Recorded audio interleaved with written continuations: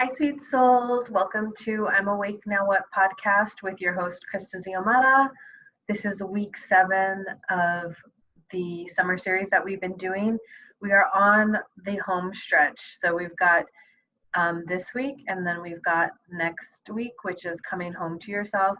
We're going to wrap up everything we've learned, everything I've described to you about my own experience, run through the journal prompts again, run through any questions that people have had. I'll run through those next week as well. But we're on the home stretch, and this week is all about building support systems, and we'll get into the details of why I made just one episode related to this, and why I think it's so important when you leave your religion of origin that you make sure that you insulate yourself with the correct amount of support that you need. This week I've decided to move upstairs because I've got carpeting in my loft area, and hopefully the sound does not, the acoustics from the wood floor downstairs isn't too harsh. It's been too harsh in the past, so we're upstairs. It's a little quieter and not so much with the acoustics. So I'm going to go ahead and share my screen. For those listening in the car, thank you for joining us, and thank you for being here this week. I am super excited to be with you guys. I just opened up the thing, but I didn't share my screen. Hold on. Oh, technology. All right. So again, just to recap, we've covered religious trauma and wounding, which was the biggest heavy hitter, I would say, of this whole summer series. Doubt and walking away, embracing uncertainty, inner healing, awakening, finding your truth. And this week we're talking about building support systems, and next week we're going to talk about coming home to yourself, which is ideal in this path. And again, just to remember, the intention of this podcast is to provide a safe space for people and individuals to explore, create, and release belief systems. And the mission of me being here with you guys today is to usher in a global expansion of our communities through open dialogue, spirituality, reflection, and inner healing and self-love. And as always, the disclaimer that I like to start with is that all individuals engaging in and or participating in any portion of this course are encouraged to seek professional help and any other supplemental mental health assistance they might require. The topics covered in this course are sensitive, and there is a possibility of you becoming triggered. I'm Awake Now What podcast is not responsible for any trauma incurred while completing this course. Mental health resources are provided after each weekly course and are available on all platforms wherever this is distributed. All right, guys, week 7. So building support systems. So I have very small quotes this week. This one is just an image, and it says, "Be your own guru." And without getting into like the nuanced details of what is happening in our current society with the global pandemic, with the uprising of racial injustice, there is a collective awakening and a shift that's happening. And especially in America for a long time, because it was founded in Christianity, we've been taught to seek out support, seek out guidance and wisdom outside of ourselves a lot. And so there's a lot of people who are of the belief that this tumultuous time that we're going through is creating a change and this giant shift internally with everybody that will, go out into the greater collective and allow people to become their own guru and realize like the answers you're searching for, the love that you need, the support that you require, the security that you're looking for. It all starts from within. And our reality as we create it comes from our internal world. And so to be your own guru is to be self-led, to love yourself without condition, to have internal kindness and compassion, and cultivate a life that is led with your own internal integrity and the core values that you've decided to live. and then reflect that out into the world. So like last week, we talked about the core values, and as you're determining what your core values are, that you're living deeply to those core values and creating your own internal guru, your own little self that understands, like your own little invisible self inside your body that understands like why you're here, what you're doing, how to respond to the world around you from a place of love and compassion and tolerance, and how do you go into the world and never abandon yourself or disappoint yourself, right? So that's the journey of the guru, and that's without anybody outside helping you. That's like your work, your process, your stuff, and I'm just here to help birth you into that place of becoming your own guru, because I wholeheartedly believe we have everything inside of us we need to live a life full of integrity and joy and happiness and contentment, community and connection. We just have to heal those wounds from our past, let them go, and move forward, transmute and alchemize them so that we can live a full life. Okay, the next quote is from Lisa Oliveira of the Mental Health Match. I thought this was such an apt quote to have here because we're going to be talking about 3 types of support systems to build on this journey as you leave your religion of origin. And the quote says, "Just because no one else can heal or do your inner work for you doesn't mean you can, should, or need to do it alone." And I can tell you, as we get into this, I really thought that's what I had to do. I thought I had to, like, white knuckle it through my own healing by myself. And I learned quickly that, sometimes you need that support, and it's important. All right, so this week we're talking about building support systems, and I've broken out the support systems into 3 categories that I perceive were the areas that I required support and that needed cultivation and nourishment and connecting points, right? So there's the internal support, so that's everything we're responsible for, everything that we have inside of us that we can draw from on a daily basis. And as things change, as we get triggered, as maybe more trauma incurs, or as we become healed and we start to step into our own power. So like that's everything inside of us. And then there's external support, which is our communities, our friends, our family, our partners, random strangers that find the right words to say to you if you're in a moment of sadness or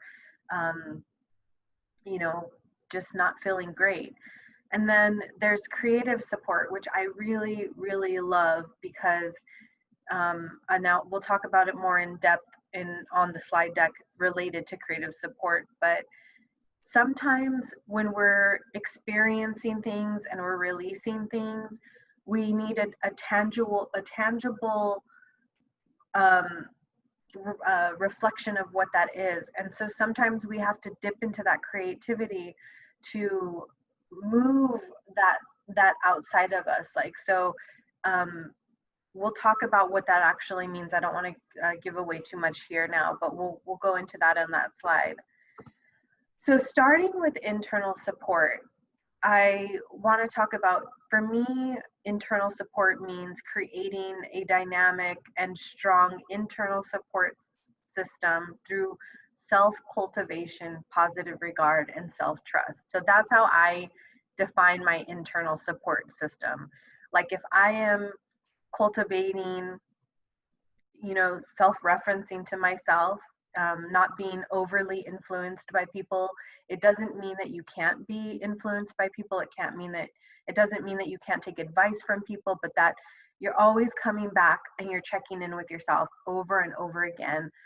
And this positive regard, which really should be unconditional positive regard, which is a therapeutic term, which means that you never turn against yourself and you never find yourself at odds with your own decisions. Like we are only able to make decisions at any time point, and that time point is just a slice of time with all the information we have, with all the people that are around us, with all the things we know.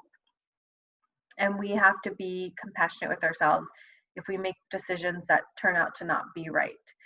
And then the self-trust, which I think to cultivate internal support and to continually hold yourself in unconditional positive regard, you have to trust yourself. And we're taught a lot in religious community that our life and everything that is formulating outside of it is because of the grace of God. I mean, you hear that a lot, right? And one of the things that you don't learn is self-agency in a religious experience, because you're taught to rely on God, and like your power is handed over to God or the church or the church elders or people or your husband if you're a woman. And so self-trust is not something that is inherently cultivated within you in a religious experience. And so in order for you to have this dynamic and strong internal support system, that self-trust is like big. So we'll talk about that. So the first bullet point under internal support is self-reliance and self-security. So we talked a little bit last week about self-reliance, but I want to talk about, like, you know, it's scary when you go on this journey and you decide that you want to leave and you decide that you want to walk away. It can be very scary and it can be very confusing, and you can feel at moments like, what am I doing? Like, did I make the right decision? Is this the right thing that I needed to do? And sometimes, like, some days the answer to that is I don't know, and that's totally okay. But what you need to practice in that self-reliance is like trusting yourself that you're making the right decisions. And then the self-security piece is like, if you look at your life right now, and you're leaving your religion of origin, you have to think about like the intangible security and the tangible security. Like, do you need a new place to live? Do you need a new community to go into? Do you need, physical support, financial support? And so you have to kind of take stock of what those things are and make sure that when you're relying on yourself and trying to create your own internal security and support, that you are trusting yourself in that whole process. Because it can be very daunting to say, like, I'm going to walk away from this religion, I'm going to walk away from this community I've known my entire life, and I'm just going to try to do this thing on my own. And you have all these skill sets that you haven't been able to cultivate or develop in yourself because your reliance has been tethered to other people, tethered to the church community.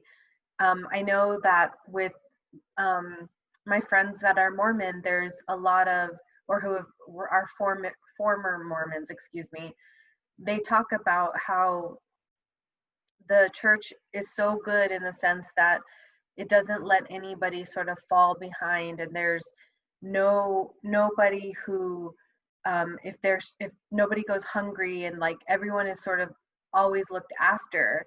And that can be really beautiful because you know that nobody is going to ever let you down.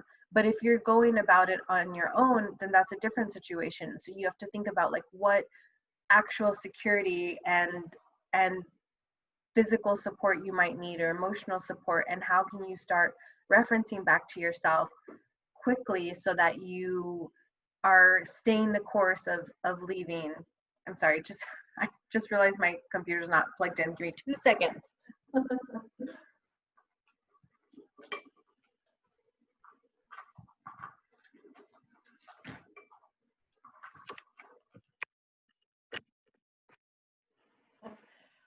Okay, sorry about that. All right, so the self-trust, I would say that this piece of it is also extremely important because, again, like, I don't know what your experience is, so please, again, email me, DM me, tell me. But like for me, this idea that I was always putting my trust in like the church, the Bible, and like taking what the Bible and what my church elders said as the word, the end all be all. I couldn't think for myself for a very long time. And when we talked about the other week about the critical thinking, the outcome of that is as you start to critically think and as you start to create your own thoughts and ideas, you start to trust your own internal guidance system, and you start to find a way to feel like you know what the right thing to do is, because you're told early on in your religion of origin, like, these are the way you do everything. And again, like, if you're in the extreme of, you know, like the church that I grew up in, it was like there was like decisions about food, there were decisions about clothing, there were decisions about marriages, there was decisions about how you had your sex life, and it was like you just, that's how everyone lived in this one little box. You come out of that box and realize like you've got to cultivate that self-trust, and you have to sort of like feel everything out. Like, leaving your religion of origin is like a science experience, like a tactile science experiment, that you have to go out into the world and feel for yourself and touch and feel and fall on your face and do all these things, because you have to come back to yourself constantly and build that self-reliance, create your own security, build that self-trust. And it's an everyday process, and it's necessary so that you're building that internal support. And it's like a muscle, you know, you're building it every single time you do it, every time you trust yourself to make the right decision, and you trust yourself to do the right thing for you. That's so important. I like a huge asterisk right there, like doing what's right for you. That's one thing that you don't get inside of organized religion, because it's so standardized. It's like there's no option for you to determine what is right for you, because they've just decided what's right for everyone. And we're not carbon copies, like, and we're not a buffet, we don't all get the same thing. So the self-trust is so important. And then with the self-love, I wanted to talk about this because, like, in my religious experience, the messages that I was receiving as a woman was very much like in the vein of turning away from my body image, my own personal power, a great deal of like, I just couldn't embody my own personality, you know, like I've always been kind of like a little ham in some situations. Like, I constantly say I'm like an introverted extrovert. Like, if I get to know you, like, I'm not going to shut up, and I'm going to be super crazy and wacky with you, and be myself and be silly and things like that. But and that wasn't, those types of behaviors were not like what women were supposed to be like, right? We're supposed to be like petite and demure and all of those things. And so in the church's messaging about what I should be drew me away from myself. And as I began to draw away from myself, it got harder and harder to love myself. I remember being very young and feeling extremely connected to like everything that is, and I didn't have words for it. I just knew that like I was like very close to the other side and very close to the energetic source, and I didn't have words for it. And I felt so free and like in community with that energy, and felt really touched by it. And then I got adopted and into this religious family who was like, this is what God is, and this is where he exists. And I really loved myself as a child. I really loved my funny behavior and my quirkiness, and I used to be described as somebody who marched to the beat of their own drum. And at one point somebody took one of the drumsticks away, and the other drumstick and the other, so I would say the Catholic Church took away one drumstick and the other, and then they took my drum away, and then they took my clothes away, and then they put me in this like, you know, modest clothing, and I just had to be that thing. And it was so hard to love myself. And there were other pieces, you know, that are tied to that in the religious experience of like the judgment, the expectations, the harshness of of what God will do to you, you know. So there were all these moments where like I couldn't love myself. So when I think about cultivating a dynamic and strong internal support system, that has to be done by loving yourself too, and loving yourself with unconditional positive regard, no matter what. Because like you, like me, like every other human being in this world, like we're going to make mistakes. We're going to fall on our face. We're going to make the wrong decisions. We're going to fly to extremes and, you know, like just say like I'm never going to be in a religious experience again or spiritual experience and go off the deep end or whatever. And then you have to course correct inevitably when you gain maturity, when you give yourself the space to recognize what's happening. Like all of those things are real and valid, and it's okay that we do that.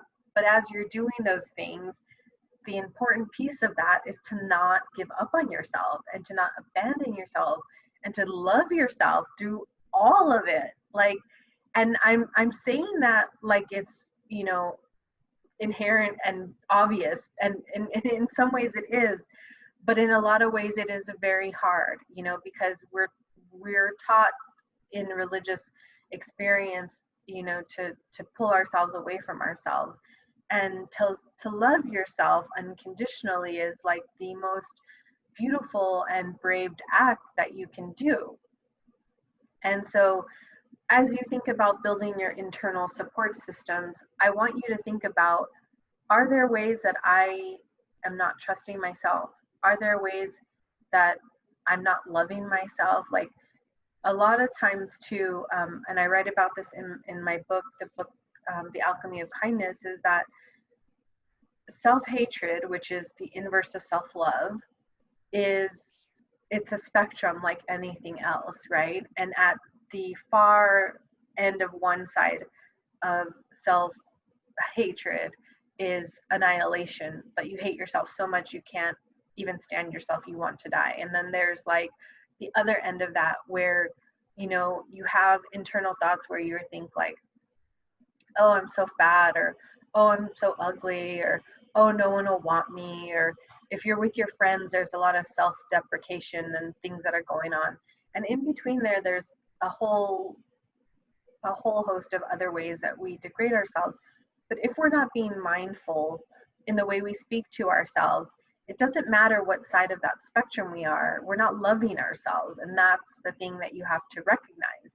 You have to stay mindful and aware of the words you tell yourself, the things, the information you ingest about yourself. And remember that you're worthy of your love no matter what you've done, no matter what circumstances you've endured, and no matter how confused you are about this process of leaving your religion of origin, because you feel this tug in another direction. You have to love yourself through it 100%. And it's a daily practice. Sometimes it's an hourly practice.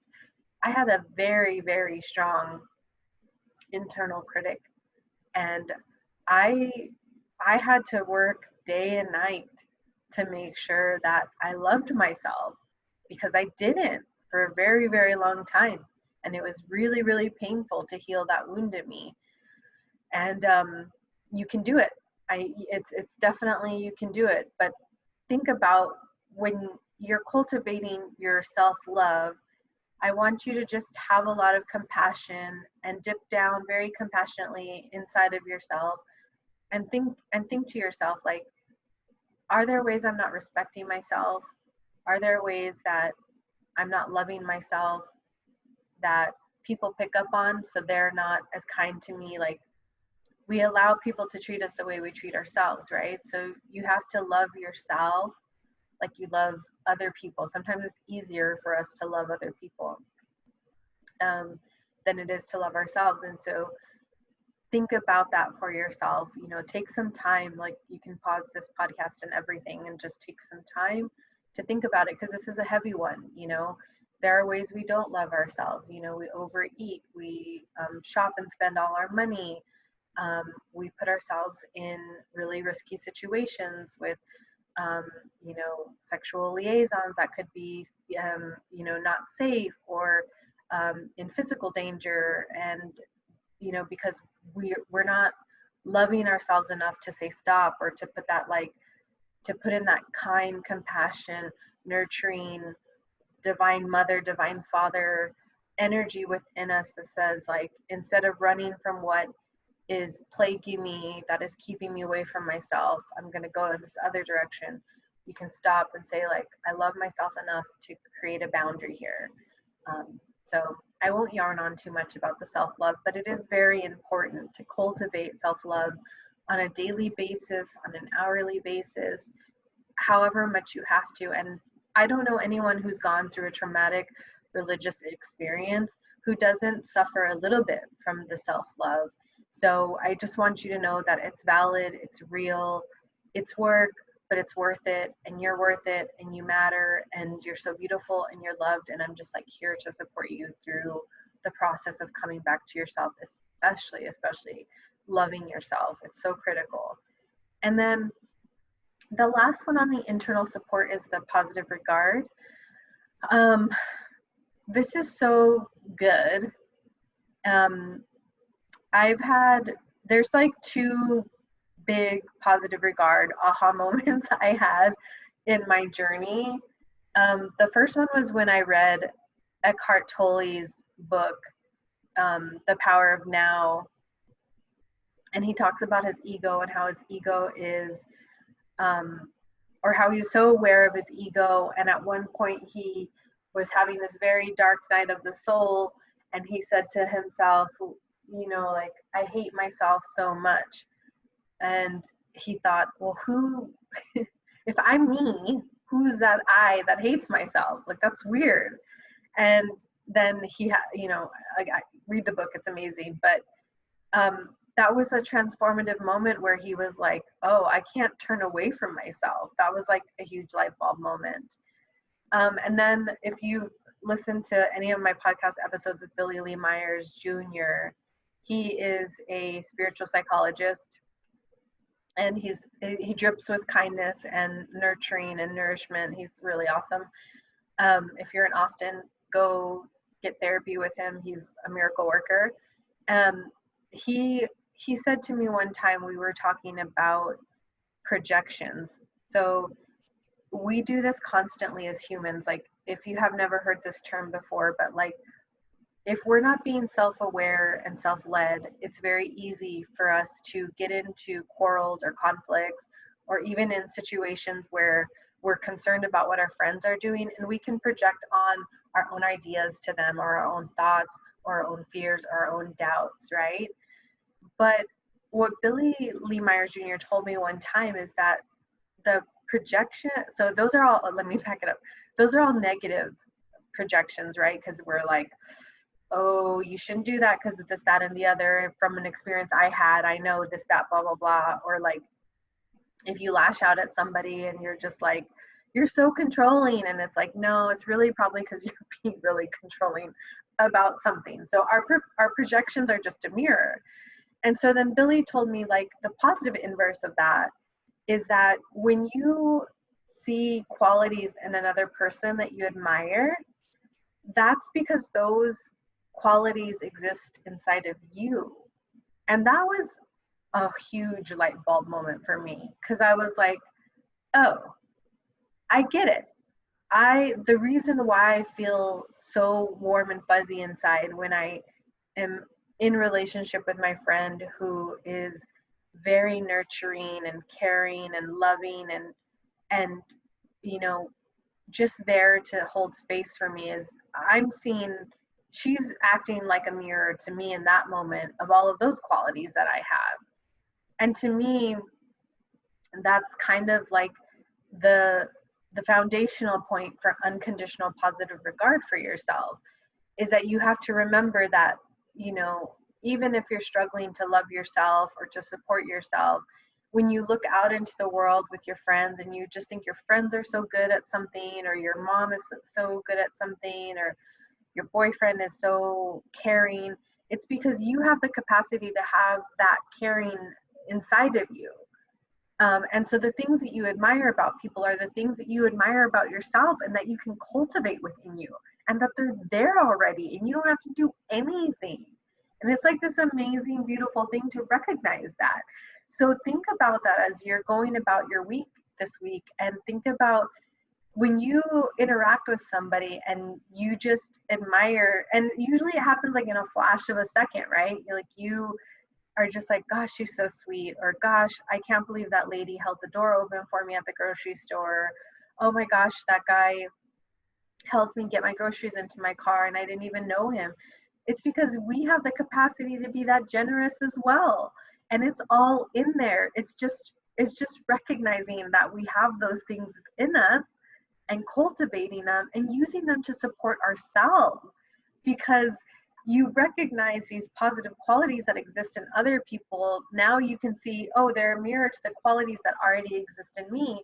And now I can work to nourish and cultivate these things and heal myself through that. And it's like this beautiful internal continuous improvement of love and just gorgeousness. Like, it's beautiful. And the inverse of the admiration is the envy. So like, if you don't like, don't trust me, just try it out for yourself.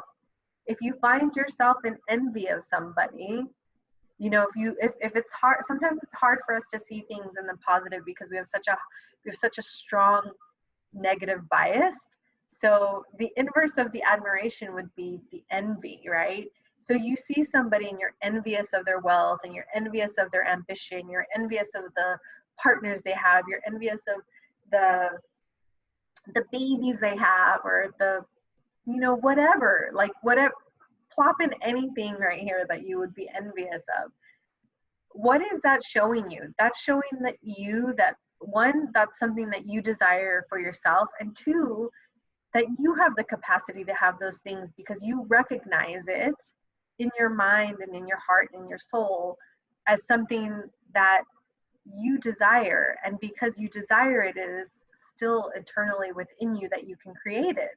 And so it's like this beautiful feedback loop that informs you, reinforces your own goodness, helps you distill down what you want in your life, and then allows you to love the people around you and love yourself with this high positive regard.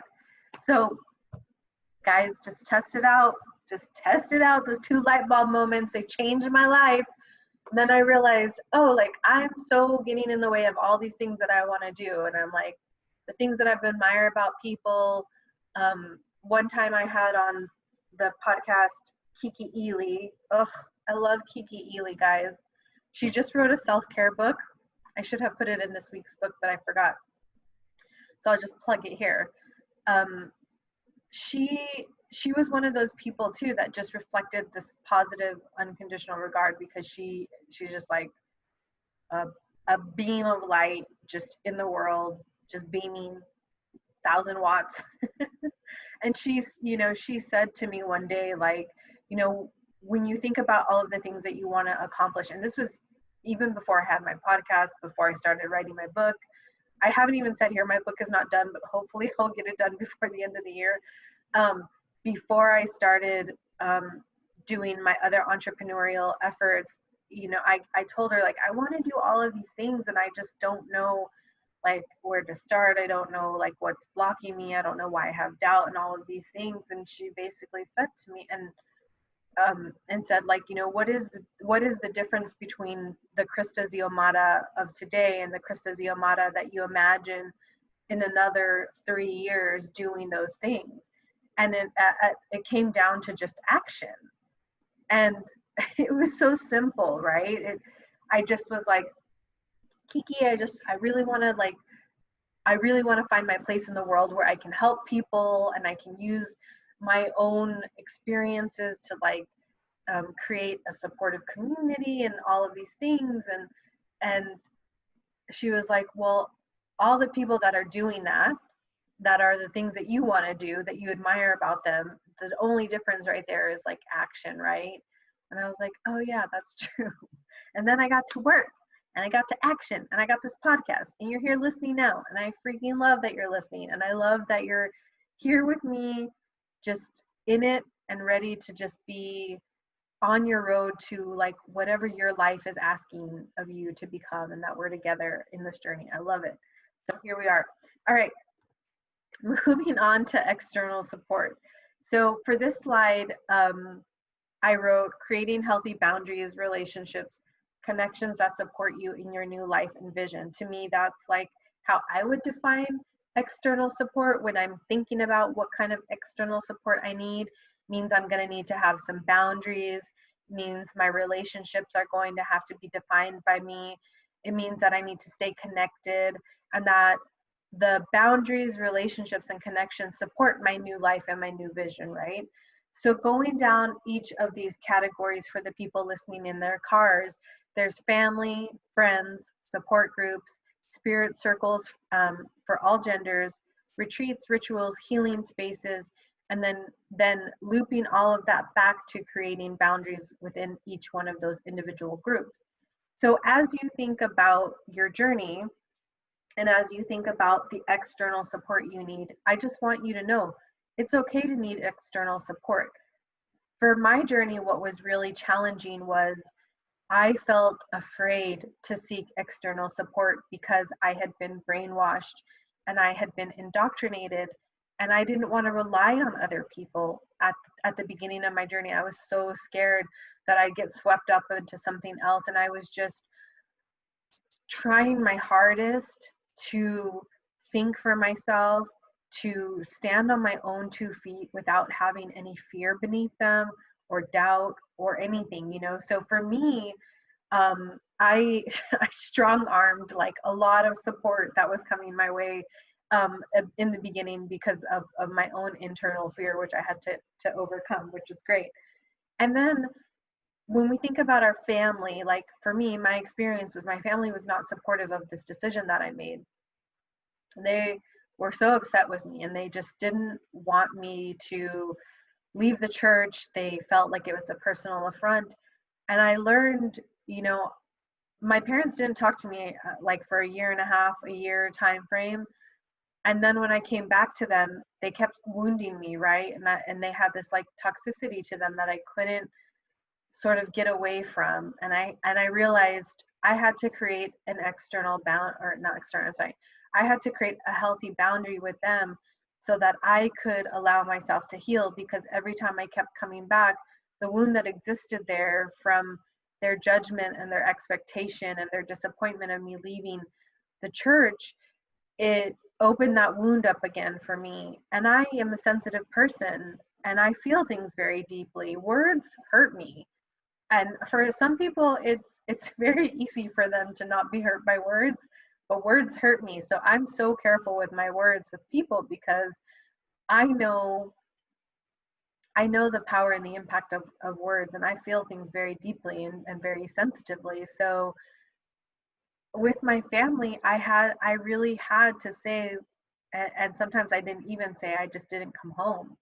I just didn't go home because I knew it wasn't a safe place for me to recover and to heal. And like the healing, the trauma and healing and becoming like the person that you are, they're happening in parallel. And it's hard to become and heal at the same time if you're being reintroduced to new wounds, or old wounds are being opened up again. So I want you to know that it's appropriate, it's necessary, it's healthy for you to say to your family, I need boundaries. Or even if you don't want to say anything to them, because even if saying something might create some internal strife or some, you know, backlash, like you just have to do what's right for you. And I want you to trust yourself to create the right boundaries with your family while you're leaving your religion of origin, because ultimately what matters is that you heal, and you have to heal from all of the past trauma and the wounding, and you do that when you create that space. The healing happens in the space, not in the contraction. So think about that. Check in with yourself to see what feels right to you with your family. Don't do anything rash. Take your time. Really check in with yourself and give your family the benefit of the doubt. You know, some families are really good. they're really good and they'll come around, you know. So your family might be like that too. Mine wasn't necessarily, and that's okay. The same applies to your friends, right? So like for me, a lot of my friends were religious, and I'm not friends with them anymore. I don't think I have, yeah, I don't know that I'm friends with anybody. I'm trying to think off the top of my head from my previous life. I'm just not. And it's because we went into different directions. And that's okay too. The great thing about life and the entirety of our life is friends come all the time, especially if we call it in, especially if we welcome the world with the intention of wanting to make connections and finding support and finding friends that get us. Like, you may have to lose some of your friends, but the important piece I want you to recognize here is like, if your old friends are falling away and your new friends are coming forward, you know, you still have to have some caution and create some healthy boundaries in those relationships and those connections, and make sure that the people that you're meeting are in alignment with where you're going, in the direction of your life. So just be careful with that. There are a lot of support systems out there and support groups, and so I wanted to put this into your awareness and into your consciousness that there's a lot of recovering Christian groups. Like, so if you have left your religion of origin, then, you know, there's a lot of Christian recovering groups. There's, because the trauma and the indoctrination is so real and so palpable and requires, you know, a village sometimes to usher in that long-term healing. And having support systems where you can be seen and be heard is really important, because we need our voice and we need visibility and we need to be seen so that we can release that wounding and that trauma. So this might not, support groups might not be for everybody, but I did want you to know that there's a ton out there. You'll just have to Google and go feel them out, and you never have to like stay in a support group. You can come and go as you want to. Just figure out what's right for you right now. Continue to trust that inner voice that's guiding you, that's telling you what's right for you. Listen to that really deeply. There's lots of these beautiful like spirit circles, and I want to say there's a lot for all genders.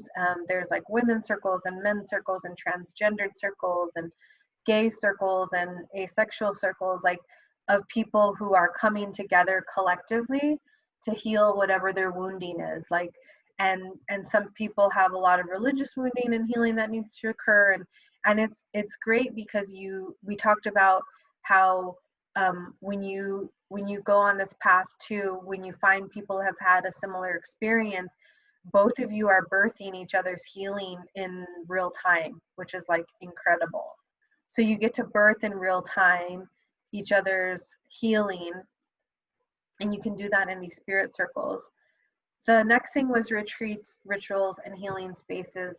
I will say that creating this external support that you need, you know, going on retreats that are very niche to what you're going through is a great way to build some more support for yourself, because ultimately what you're trying to do in building this support system is to make sure that you're not feeling like you're alone in this process, because it can be so daunting to get through this by yourself. I did a lot of it by myself, and dang, it was hard. Because again, I was so afraid to trust groups and organizations, and I just was white knuckling it for years and not really leaning on people. And historically, I do have a problem asking for help. So I would say, if you're anything like me and you struggle to ask for help, just be cautious about the help you ask for. So yeah, and there's rituals that you can create for yourself to like deal with each one of your own wounding and trauma and healing, like, and trust what that is. For me, like, if I am in water, I feel so held and so connected to everything that is. And so for me, going to the beach and going swimming in lakes and in creeks and putting my feet to the ground is a ritual when I'm feeling disconnected from myself and disconnected from source. And I'm trying to understand how to come back into alignment with myself. I have to create these rituals that bring me back to myself and bring me back into alignment and connection to all that is and into myself. And it's very easy for us to get out of alignment. It happens to us all the time. So know that that's part of the process too. And then creating healing spaces, like literal time with yourself to allow yourself to heal from everything. And it's really challenging to leave your religion of origin, to figure out what you believe in, to love yourself through it all, and to find a new belief system. That's a lot. Like, it's no joke. It's years of work. So you have to be really kind and compassionate to yourself when you're doing this work, and create time where you can also pull back from all the work that you're trying to do, or all of the resolution you're looking for, or all the healing you're trying to create. Like, healing space is also taking a break from doing the healing. So I kind of wanted to just mention that to you guys, because it's something I learned on my own journey and I think is important. And then again, just to reiterate, creating the right amount of healthy boundaries with all of these groups, all of the relationships you have, all of the connections. And if anyone is giving you trouble or pushback or coming with their negative energy, then, do your little invisible wall. They don't get to be in there with you. I had this beautiful therapist for the longest time here in Austin. She was like so supportive, the most amazing therapist. I credit her a lot with my healing and my own homecoming, because she was so compassionate and loving and supportive. And one time when we were talking about boundaries, because I didn't know boundaries very well myself, and not only was I in a codependent family, but the religion I was in was codependent. And she drew me this visual aid, and she said, there's like a circle, and the circle's closed, and that's you. And then you have a circle with a little bit of opening, and that opening is like your inner, like your innermost circle, your best friends, your partner, maybe your parents live in there. Then there's another bigger circle outside of that one with another opening. And then maybe that's like extended family and, long-term friends that you don't get to see, but they're there. And then there's like another bigger circle with an opening, kind of like a maze. And maybe that's like your coworkers and, like your church pastor, whomever is there. And the thing is, with each one of those circles, is it gives the people the ability to move in and out, but you get to decide who's moving in and out. And so sometimes people in your inner circle, you have to just push them out of the little opening and put them in the next level of boundaries, and they get to stay there. And until they've rebuilt trust with you, until you can trust them again, then they can come back in. So just remember, be gentle with yourself when you're creating these boundaries. I'm a very visual person. So when she told me that example, and maybe I should have drawn it here, it was a great way for me to conceptualize, okay, I need to go out and create these boundaries, and who actually exists in my inner circle? Who do I know has my back, loves me, isn't trying to overtly influence me, and is holding space for me? Those people get to stay right there with me. Everyone else gets bumped a level until they've proven themselves, and that's just it. And that's because you need your own internal peace and your own internal, we're all creating our own little environments in ourselves, and it requires us to monitor the external variables that interrupt our own environment that we're trying to create, and boundaries do that. Okay, guys? Okay, So creative support is this next slide. So therapy, art therapy, and artistry, dance therapy, return to nature, writing, and sharing your story.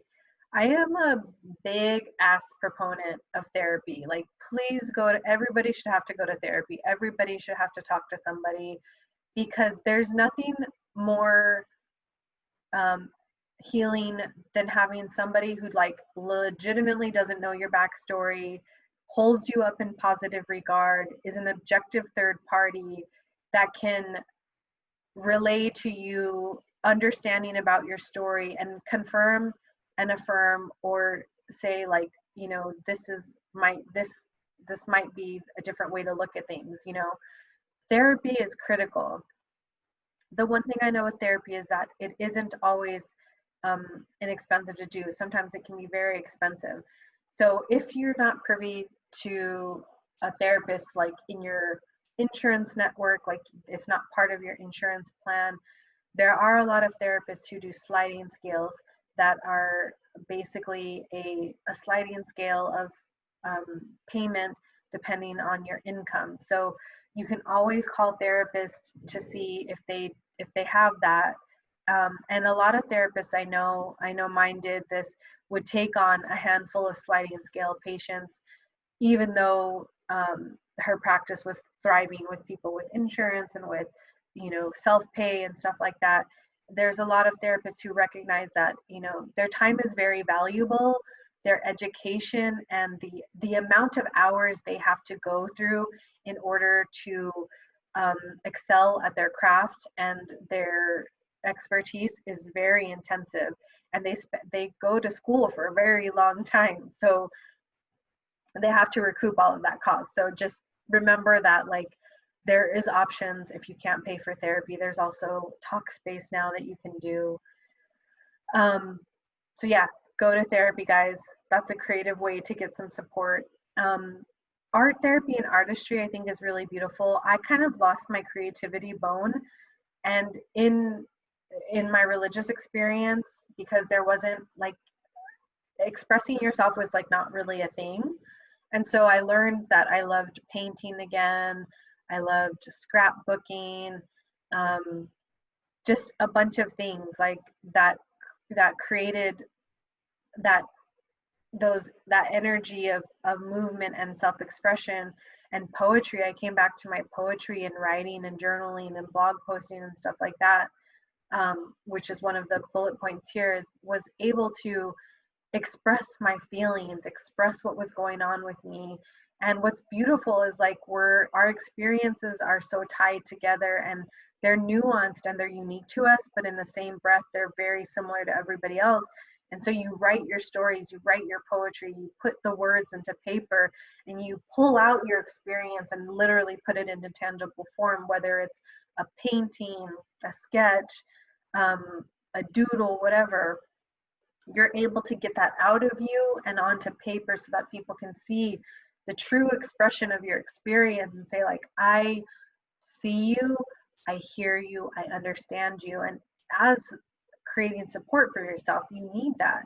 You need to be seen and you need to be heard, because if you're anything like my experience, you're not seen and you're not heard, and every human being on this earth is dying to be seen and to be heard, because we are living experiences that hurt us, that wound us, that bring us joy, that lift us up, and we just want to share both of those things and everything in between.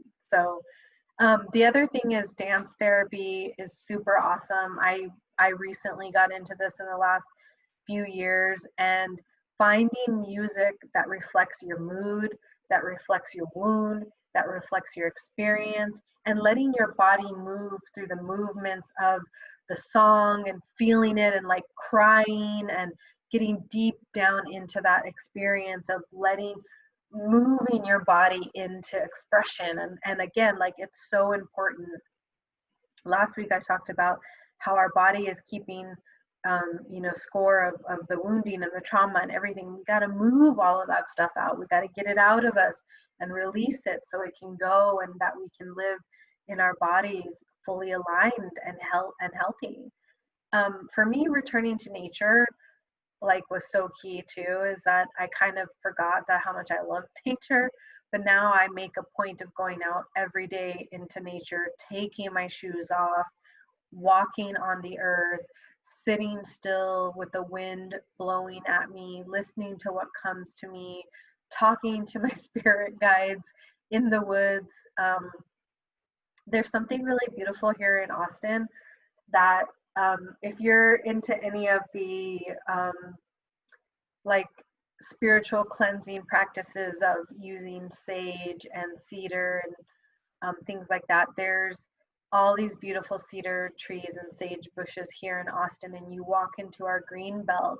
And I've said multiple times on the podcast that I feel this sense of reverence and um, healing that happens to me once I find myself in the woods, and I am literally being covered in this smell and in and cleansed through the cedar and the sage.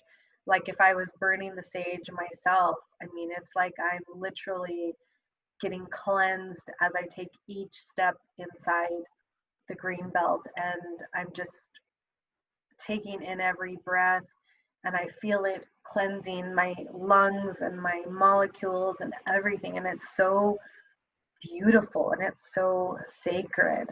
And so for me, that's been huge. And again, just to come back to the writing and sharing your story, like your story matters. Writing what you felt and what you've gone through is important so that people know that they're not alone. And it's great for you to be able to share what you've gone through with other people. And now also how you navigated your own healing, which is what I'm doing here with you guys right now. This summer series is the culmination of a decade of me coming through this whole thing and coming out the other side as somebody who is invested in ensuring that people receive long-term healing, are supported in their journey, can have the option to curiously explore and expand. That's this whole thing. I'm doing this all for you guys, because if I had had this back then, I would have been probably gotten through my whole healing faster. So our experiences are never wasted if we don't let them be. And we can propagate our healing and our transmutation and our alchemizing of our experiences into the world by writing, by sharing your story, by going on the podcasts, and interviewing people or being interviewed by people who want to understand your story and shine a light on your experience. So do that. It's so important. And it also reinforces for yourself, your own narrative about what you've overcome and how far you've come along. And that's like so beautiful. All right, guys. So for the reflection prompts for this week, this is what I've put. The first one is, what feelings, thoughts, worries are arising within you as you navigate away from your religion of origin?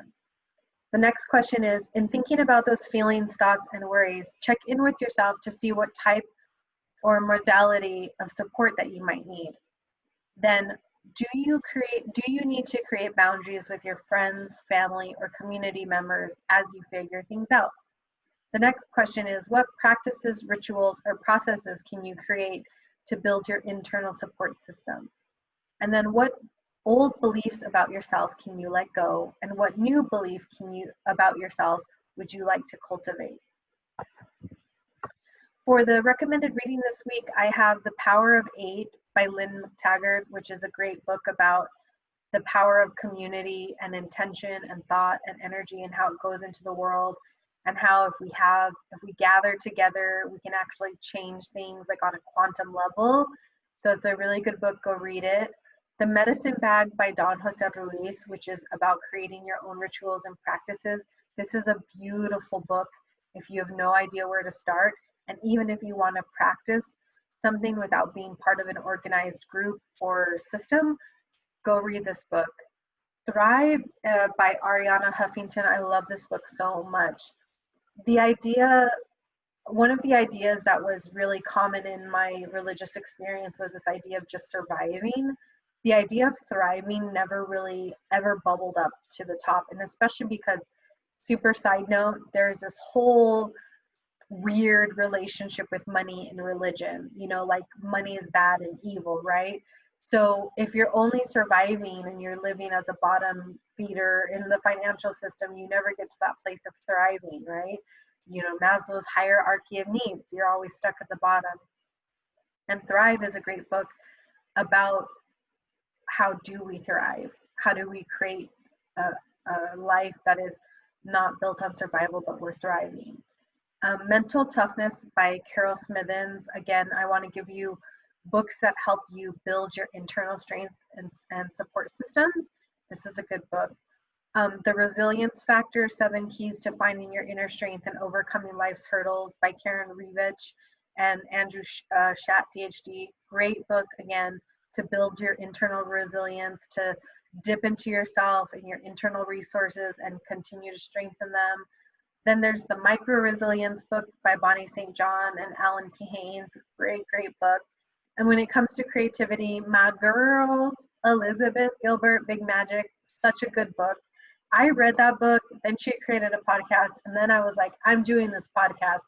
I have to have this place. I have to create this place where people can come together to be supported by me and by my guests. And I want to talk to people about their experiences, and I want this creative outlet. And I love Elizabeth Gilbert, and I'm just waiting for the day that she comes to the podcast and I can just basically tell her for an hour how much I love her. So if anyone knows Elizabeth Gilbert that's listening to this, like, please, I've already tried to get through her PR people and still waiting to hear back. All right, so these are the recommended podcast episodes for this week. I'm not going to read them out, but you guys can look. There will be the YouTube version of this on the YouTube podcast channel so that you can follow along with the slide deck and hear the mental health resources for this week. I love you guys so much, and thank you for letting me be here and to do this with you. It is so weird just to be here by myself and be talking for an hour, but you guys have been really awesome in giving me really positive feedback, and I super appreciate it. And I hope that this helps you, and I love that it's going to live in perpetuity on the interwebs forever. So whoever is listening to this, maybe you're listening to this in 2030, I'm so happy you're listening. And maybe you're listening to this in 2080. Thank you for being with me. And maybe you're listening to this in the middle of a global pandemic in the year of 2020. And I so appreciate you listening. And I so appreciate you guys giving the support to this podcast. I will see you guys next week. I love you and have a wonderful week.